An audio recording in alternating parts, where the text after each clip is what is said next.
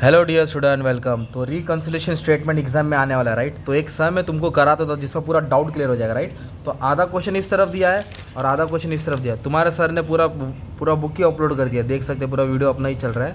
चलो अच्छी बात है। अभी वाला सम आए तो कैसे सॉल्व करने का, कि जिसको नहीं आता है वो भी ध्यान दे देगा तो उसको 10 में से 8 मार्क्स तो मिल जाएगा, राइट। तो हम लोग क्या करेंगे, रिकंसिलेशन कर रहे हैं कॉस्टिंग के हिसाब से। तो ऊपर कॉस्ट है तो नीचे फाइनेंशियल आएगा। ऊपर अगर मैंने कॉस्ट लिखा तो नीचे क्या आएगा, फाइनेंशियल। तो आपको क्या दिया है क्वेश्चन में, लॉस दिया है 35,400 हैज़ पर विच अकाउंट, कॉस्ट अकाउंट। कौन सा अकाउंट दिया है, कॉस्ट अकाउंट के हिसाब से अपना लॉस दिया है। क्या दिया है, लॉस। तो ये 35,400 एकदम टॉप में लिखेंगे, 35,400। और ये अपने को लॉस दिया है ना, तो इसके लिए इसको ब्रैकेट में लिखना पड़ेगा। किस में लिखना पड़ेगा, ब्रैकेट मतलब माइनस होता है। ब्रैकेट मतलब 1 मार्क इसका मिल गया, 1 मार्क इसका मिल गया, टेबल बना देगा, इसी मार्क्स मिल जाएगा, राइट। अगर मान लो प्रॉफिट रहता तो ब्रैकेट नहीं आता। ब्रैकेट अभी जो आइटम इधर लिखेंगे वो ऐड होएगा, जो आइटम इधर लिखेंगे माइनस होगा। मैंने नाम इसके लिए लिखा था कि टाइम बचेगा, और तुम्हारे पास टाइम भी नहीं है ना इसके लिए अच्छे से। तो अभी हम लोग को बेसिकली इधर ऐड क्या करना है, जो फ़ायदा हो रहा है ना, अगर हम लोग कॉस्टिंग के हिसाब से रिकंसिलेशन कर रहे हैं, स्टार्टिंग कॉस्टिंग के हिसाब से कर रहे हैं, तो जो फ़ायदा होगा वो ऐड करेंगे और जो लॉस होगा वो माइनस करेंगे। तो 4 सेंटेंस 7 इधर है और 5 बाकी का इधर है। तो क्वेश्चन रीड करके समझेंगे कि फ़ायदा क्या है, लॉस क्या है। तो एक एक सेंटेंस रीड करेंगे, ठीक है। तो ये ओवरहेड बोला, एडमिनिस्ट्रेशन, फैक्ट्री, डेप्रेशन, ओवरचार्ज, अंडरचार्ज छोड़ दो। अब इसका रूल अपन डिस्कस करने वाले हैं। अभी 4th वाला बच्चे पढ़ो, क्या डिविडेंड रिसीव, क्या दिया है, रिसीव का मतलब पैसा आ रहा है कि जा रहा है, आ रहा है। तो जो इनकम है वो ऐड करेंगे ना यार। तो डिविडेंड रिसीव किधर रहेगा, ऐड में आएगा। किधर आएगा, ऐड में। तो डिविडेंड रिसीव का अमाउंट कितना दिया है, 20,000। कितना दिया है, तो इधर लिख दूंगा मैं, डिविडेंड रिसीव 20,000। ऐड में क्यों लिखा, क्योंकि वो इनकम है ना, तो इनकम ऐड करना है, एक्सपेंस माइनस करना है। अभी इधर दिया लॉस, क्या दिया है, किसके हिसाब से, फाइनेंशियल, 16,800। लॉस बोला तो लेस में आएगा, लॉस बोला तो किधर आ जाएगा, लेस में। तो लॉस का अमाउंट कितना दिया है, 16,800। इधर लिखेंगे 16,800। फायदा ऊपर, लॉस नीचे, क्योंकि रिकंसिलेशन किसके हिसाब से कर रहे हैं, कॉस्ट के हिसाब से। अब ये हो गया 5th वाला हो गया, राइट। एक मिनट बच्चे लोग, बुक आगे पीछे। अभी इनकम टैक्स, तो इनकम टैक्स आता है कि जाता है भाई, जाता है ना, गवर्नमेंट को दिया या पड़ता है, तो माइनस होएगा ना। तो इनकम टैक्स 43,600 लेस में आएगा, इसके लिए लिखेंगे 43,600। मैंने कहा लिखा, लेस में लिखा।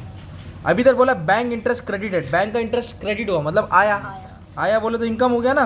तो इनकम मतलब पैसा आ रहा है, तो इनकम क्या करेंगे, ऐड करेंगे। 13,600 बैंक इंटरेस्ट रिसीव, 13,600, ये 20,000 था, ठीक है, सिंपल। तो इधर तक मैंने सॉल्व किया। ऊपर का 3 मेन है, वो तो रूल है। अभी पीछे का ट्राई करते हैं, ओके।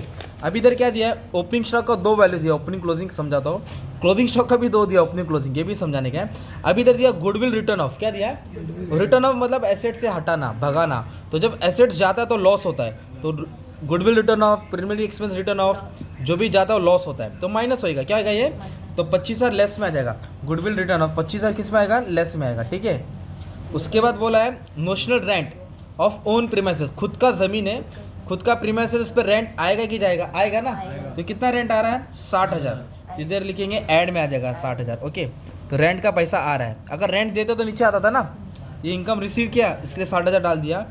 अभी बोला डाउटफुल डेब्ट्स 15,000, मतलब डाउटफुल डेब्ट मतलब चूना लगा दिया, पैसा लेके भाग गया, जो पैसा आने वाला नहीं है, डाउट है। तो ये 15,000 एक तरफ से लॉस दिख रहा है, क्या दिख रहा है, लॉस। तो उसको नीचे डाल देंगे, प्रोविजन कितना दिया है, 15,000। तो जो इनकम है मैंने ऐड में डाला, जो एक्सपेंस हुआ, जो लॉस हुआ वो नीचे डाला। पर जो बाकी का, इसको क्या सॉल्व करेंगे, तो आ जाओ। अभी इसको फिर से स्टार्टिंग से फिर रीड करना है। कॉस्ट के हिसाब से तो दिया है आपको, देखो एक दिया है 67,800 प्रॉफिट है, किसके हिसाब से, फाइनेंशियल अकाउंट, किसके हिसाब से, वो लास्ट में लिखने का 67,800। मतलब ना ये सबको सॉल्व करके ना अपना ये आंसर आने वाला है, ये सबको सॉल्व करके आंसर आएगा। तो 1 मार्क इसका, 1 मार्क इसका, मतलब 1.5 मार्क तो ऐसे ही मिल जाएगा ना तुमको लिखने का। चलो अभी फर्स्ट क्वेश्चन पढ़ते हैं। ओवरहेड मतलब खर्चा होता है, एडमिनिस्ट्रेशन ऑफिस का अंडर रिकवर, क्या बोला है। और एक देखो इधर बोला फैक्ट्री है, ओवरहेड ओवर रिकवर, क्या बोला है। तो अभी रूल कैसे याद करेंगे मालूम है क्या, जो अंडर रिकवर बोला रहेगा ना, मतलब क्या होता है कि वो कॉस्ट में ज़्यादा दिखाया है, तो फिर ज़्यादा कम, फिर तुम लोग कन्फ्यूज हो जाएंगे। तो शॉर्ट तरीके से बताता हूँ। अंडर बोला है, क्या बोला है, अंडर, ओके। तो अंडर मतलब हो गया कम हो गया, अंडर मतलब क्या हो गया, मतलब अंडर मतलब नीचे जा रहा है, राइट। तो इसके लिए आप लोग लेस में डाल देना। मतलब उसका मतलब क्या होता है कि जो कॉस्ट में दिखा है ना अमाउंट, वो ज़्यादा दिखा है फाइनेंशियल से, तो इसके लिए उसको लेस में डालेंगे। तभी आप लोग कैसे याद करेंगे कि अंडर रिकवर्ड है मतलब वो नीचे जा रहा है, किधर नीचे जा रहा है, फाइनेंशियल कॉस्ट में नीचे जा रहा है, इसके लिए लेस में डाल देने का। तो इधर ओवर रिकॉर्ड बोला, क्या बोला है, तो ओवर रिकॉर्ड से क्या याद रखेंगे कि ऐड में डाल देने का तुमको। किधर डालना है, ओवर रिकॉर्ड ऐड में आ जाएगा 1,35,000। फिलहाल तुमको याद करके चलना है, अंडर है तो लेस में डालेंगे, ओवर है तो ऐड में डालेंगे। तो अंडर वाला मैंने माइनस करूँगा और ओवर रिकॉर्ड वाला क्या करूँगा, ऐड करूँगा। फिर डेप्रेशन क्या बोला, अंडर चार्ज है कि ओवर चार्ज है, अंडर चार्ज। तो अंडर बोले तो किधर आ जाएगा, नीचे आ जाएगा। तो कितना दिया डेप्रिसिएशन अंडर चार्ज, 26,000, इसके लिए 26,000 लेस में आ जाएगा, किधर आ जाएगा, लेस में। ठीक है, फिर बाकी का loss, income tax, bank interest कर दिया और ये सब हो गया। अभी बचा किसका, ओपनिंग स्टॉक का बचा। तो ओपनिंग स्टॉक में दोनों अमाउंट दिया, जब दोनों दिया रहेगा तो माइनस करना पड़ेगा आपको। तो कॉस्ट और फाइनेंशियल हम लोग किसके हिसाब से बना रहे हैं, कॉस्ट के हिसाब से। तो पहले कॉस्ट का अमाउंट लेंगे, किसका लेंगे, कॉस्ट का। तो 165,000 टाइप किया और माइनस किया फाइनेंशियल 145 से, किससे माइनस किया, 145 से। तो कितना अमाउंट आया, 20,000। पहले कॉस्ट में से फाइनेंशियल माइनस किया, कॉस्ट क्यों पहले लिया, क्योंकि कॉस्टिंग दिया ना। तो आंसर 20,000 आया। तो आंसर प्लस में आया माइनस में आया, प्लस है ना, माइनस है तो माइनस के साथ नहीं, आंसर किस में आया, प्लस। तो फिर इसको प्लस में डाल देंगे, किधर डाल देंगे, डिफरेंस इन ओपनिंग स्टॉक डाल देंगे 20,000। ठीक है, वापस से अभी क्लोजिंग स्टॉक में कितना अमाउंट है, 1,25,500, 1,32,000। तो कॉस्ट और फाइनेंशियल हम लोग किसके हिसाब से बुक बना रहे हैं, कॉस्ट के हिसाब से। तो पहले कॉस्ट का टाइप करेंगे। तो कॉस्ट का कितना दिया अमाउंट, 1,25,500, 1,25,500 माइनस करेंगे 1,32,000। तो आंसर कितना है, माइनस में है। तो कॉस्ट में क्या करेंगे, सुनो अभी, जो क्लोजिंग स्टॉक में तो रूल उल्टा करेंगे, अगर माइनस में आए तो प्लस में डालेंगे, क्योंकि क्लोजिंग स्टॉक क्या होता है, क्रेडिट में आता है ना यार, हम लोग सब डेबिट का आइटम कर रहे थे।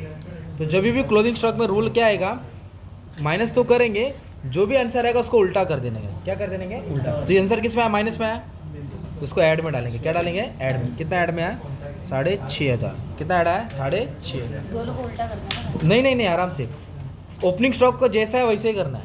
अगर मान लो ऐसा अमाउंट दिया है, 2 अमाउंट दिया है, डायरेक्ट मटेरियल कॉस्ट में भी दिया है और डायरेक्ट और मटेरियल का अमाउंट फाइनेंशियल में दिया है, तो दोनों का माइनस करेंगे, जो कैलसी में साइन आएगा वैसे डालेंगे। और क्लोजिंग स्टॉक में जो भी अमाउंट आएगा, अगर प्लस है तो माइनस में डालना है, माइनस है तो किस में, प्लस में। क्लोजिंग स्टॉक में उल्टा करना है। अच्छा, क्लोजिंग स्टॉक में मैंने टाइप किया,